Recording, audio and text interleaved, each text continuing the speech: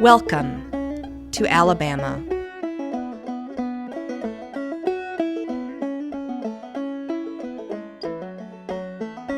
Welcome to Birmingham, Alabama.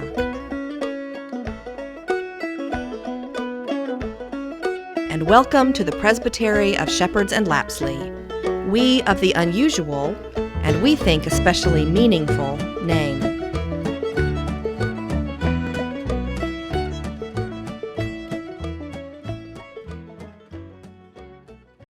In a way, our welcome to you could begin 116 years ago in February 1890 aboard the steamer Adriatic as it plowed through the waters off the eastern U.S. coast, headed for the British Isles. And in a way, that welcome could begin in a letter that actually did begin, My dear Papa and Mama, today has been perfect, smooth sea and cloudless sky, and now the moon is out. I didn't know how much I loved you till today. I want a chance again to show you both how much, but I shall try to honor you by being a good man and filling the place God has put me in as you have shown me how. Well, I must find Shepherd for prayers and say good night for this first day's journey. Your loving son, Sam. Sam is Samuel Lapsley, and Shepherd is William Shepherd. Two Presbyterians, Shepherd and Lapsley, embarking together for mission and work in the Congo, work that continues today. In 1890, they were an unlikely team. Shepherd, the son of a former slave. Lapsley, kin to former slave owners. Called by the church to mission work together in the Congo. Lapsley, bright, eager, graduated first in his class at the University of Alabama, a new minister, patient, soft-spoken, spiritual, struggled with physical ailments much of his young life. Shepherd, a vibrant, strong, rather imposing man, physically powerful, a graduate of Hampton Institute in his home state of Virginia, and a graduate of the seminary that today is Stillman College in Alabama. Friendship between the two came quickly, easily, maybe because each one's differences somehow seemed to strengthen the other. Their work together in the Congo was effective, preaching the gospel and getting medicines to many who needed them. They formed the first mission post in Africa of the former Presbyterian Church, U.S. A steamer boat became a symbol of their ministry. The two men recognized that having reliable river transportation was absolutely essential to their work. They requested help from the church back in the U.S. while they used smaller, less powerful craft then available in the Congo. Children at Lapsley's home church in Selma, Alabama, and in Sunday school classes across the land raised money for a new boat. The children inspired many with their optimism and hard work. Tragically, Shepherd and Lapsley's work as a team was brief. Less than 2 years into their work, Lapsley died of fever in 1892 at age 25. In part of a moving letter to Lapsley's mother, Shepherd said, Mrs. Lapsley, that morning in New York, just a few moments before the Adriatic left, you turned to me and remarked, Shepherd, take care of Sam. Mrs. Lapsley, Sam and I have never been separated for any length of time since we left America. I have loved and cared for him as if he were my own brother. I have nursed and cared for him in all his sickness, and he has done the same for me. When I have been sick, his eyes knew no sleep. By my side he would sit and give medicines. My dear Mrs. Lapsley, what am I to do? My friend and brother has gone to be with Christ, and I shall see him no more. No more kneeling together in prayer, no more planning together future work. His work is done, and he is now blessed with peaceful rest. I know that your heart is breaking. I wish that I could comfort you, but he shall be standing at the beautiful gate, waiting for us.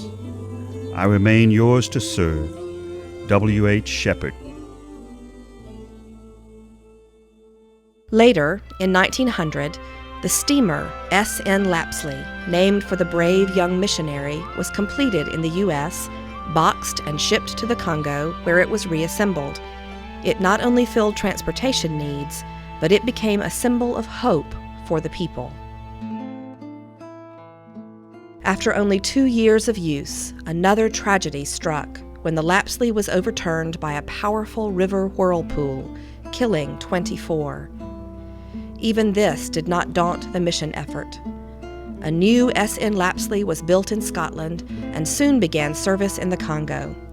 It served for 25 years.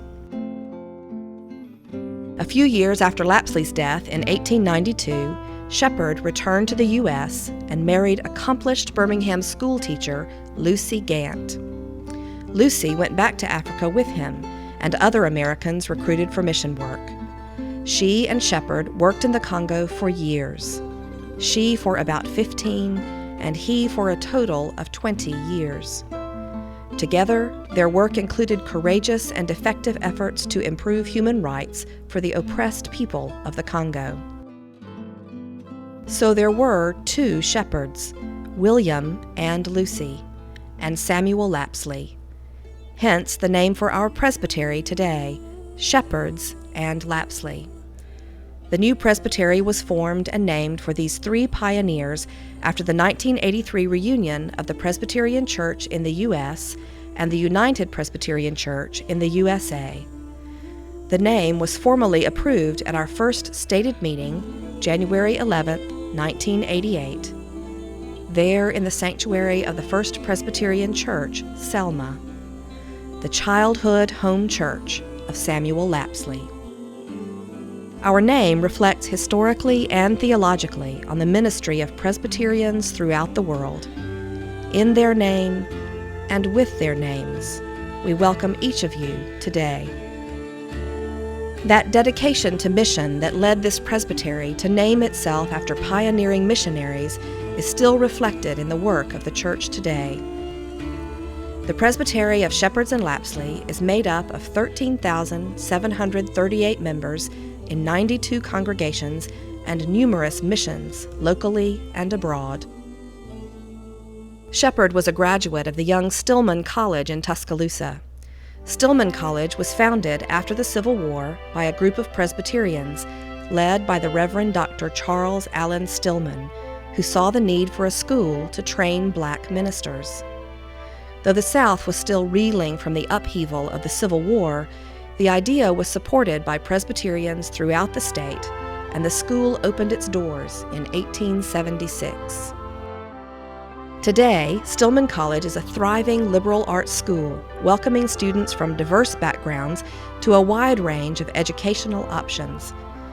Stillman attracts students from around the world who value the smaller classes and personal attention of a liberal arts education. In the decade before Stillman College was founded, Alabama's Presbyterians were also responding to the many orphans created by the Civil War. The Presbyterian Home for Children was founded in 1864. Churches raised $20,000, $250,000 in today's dollars. They bought property and invested the rest while they hired staff and prepared to open their doors to the children. The money, however, was being held in Confederate bonds and was soon worthless. Because of financial challenges, the idea of a children's home languished and was nearly abandoned until the Ladies' Aid Societies took over. With determination and hard work, they raised enough money to open the doors of the home in 1868, and those doors have never closed. The Presbyterian women continue to play a key role in supporting this ministry to children who are orphaned or unable to live at home. I'm writing to let you know how much I appreciate what the Presbyterian home did for me. What I learned at the home has stayed with me throughout my life, and I feel God was looking after me when He sent me there. The writer of those words is 64 years old and is just one of thousands of successful adults who credit the Presbyterian Home for Children with making a positive difference in their lives. In recent years, as dusk settles on downtown Birmingham, homeless women, some with children, gather at First Light Shelter, where they know they will find a safe place for the night. Urban areas are the newest mission field. First Light grew out of an emergency shelter operated in the basement of First Presbyterian Church in downtown Birmingham. With the help of a grant from the One Great Hour of Sharing and the Presbyterian Women's Birthday Offering, along with support from other congregations, businesses, and foundations, First Light now serves 60 or more women and children each night. Most have been abused. Many are mentally ill. All have lost something. From a journal that is kept by volunteers at the shelter. The uncertainty, the quiet desperation, the heartache, and yet these ladies still laugh and are able to find the joy in life, which so many realize is a gift from God. Another important urban ministry is Habitat for Humanity. While many churches of all faiths support Habitat, the Presbyterian Church played an important role in helping them get started in Birmingham. Edgewood Presbyterian gave Habitat office space for many years. Later, the Presbytery deeded the organization church property that is now Habitat's spacious office and work center. On Sunday mornings, 30 members of the Hispanic community in Birmingham come to Centerpoint Presbyterian Church to learn English, share in a devotional and Bible study, and sing hymns in Spanish. Centerpoint is just one of the churches where English as a second language has been taught to the area's newest immigrants. The programs also provide Hispanic families with general information needed to adjust to life in the United States, such as how to obtain medical care and how to fill out income tax returns. Hispanic ministries continue in a joint venture with the Presbyterian Church in Oaxaca, Mexico, which provides water filtration systems in local villages. The systems are more than a gift. They are a true partnership between congregations that involve joint efforts, exchange visits, and a long-term commitment to the communities. Through these partnerships, the Presbytery and its churches reach out with the gift of living water.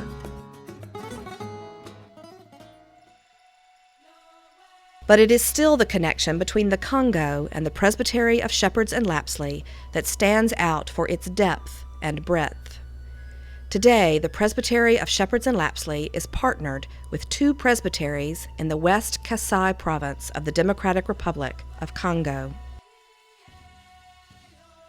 With the region's complex political problems and lack of infrastructure, the Presbyterian Church has made great inroads through establishing not just churches, but schools and universities. William Shepherd preached the gospel while he also worked to expose the atrocities inflicted on millions of Congolese for the sake of the rubber trade. Today, missionaries share the good news of Jesus Christ while they work to meet the practical needs of the people for medical care and education. Like the people who settled near the Congo so they could have access to water, this region of Alabama has grown, developed, and prospered in part because of the rivers that flow through this area. A new camp, conference, and education center is being developed on a bend in the Cahaba River southwest of Birmingham. Called Living River, it will celebrate the living waters that connect us all. This Presbytery of Sheppards and Lapsley is as diverse as the many believers and ministries that make up the Presbyterian Church USA. Who they are, where they are, and what they do in this presbytery are living pictures of that diversity. They worship, serve, and grow with many different voices. But together, they invite you to wade in the water and experience the living water that joins us all.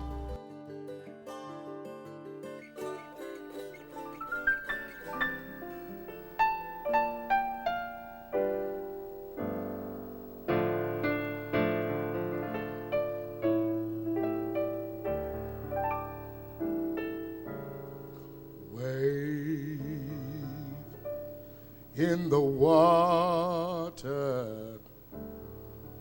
Wade in the water, children. Wade in the water. God's gonna trouble the water. Wade in the water. Wade in the water, children. Wade in the water. God's gonna trouble the water. See that host all dressed in white. God's gonna trouble the water. The leader looks like the Israelite. God's gonna trouble the water.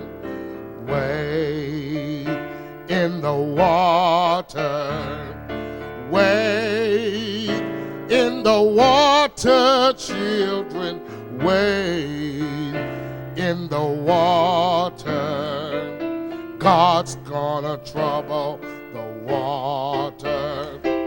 See that band all dressed in red. God's gonna trouble the water.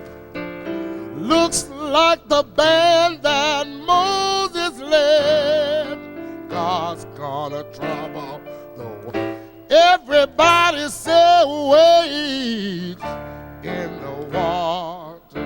Everybody say wade in the water, children. Wade in the water. God's gonna trouble the water. Well, if you don't believe I've been redeemed, God's gonna trouble. Just follow me down to the Jordan stream. Trouble. Everybody wade in the water.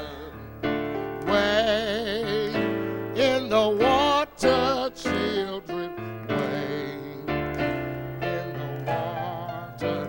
I said God's gonna trouble the. Said again, wade. Wade in the water. Oh, wade. God's gonna trouble the water.